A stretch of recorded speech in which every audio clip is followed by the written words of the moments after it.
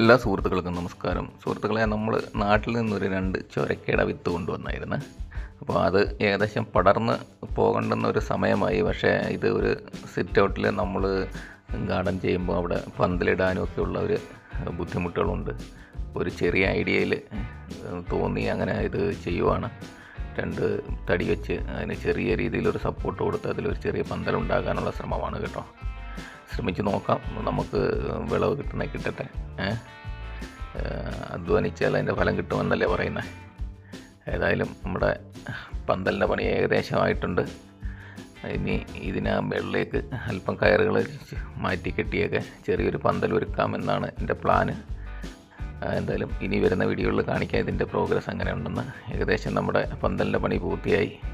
ഇനി കുറച്ച് കയറൊക്കെ അങ്ങോട്ടും ഇങ്ങോട്ടും കെട്ടാനായിട്ടുണ്ട്. അതുകൂടെ ആകുമ്പോഴത്തേക്കിന് എല്ലാം ഓക്കെ ആവും. അപ്പം ഓക്കെ, ഗുഡ് ബൈ സുഹൃത്തുക്കളെ. വീണ്ടും കാണുന്നവരെ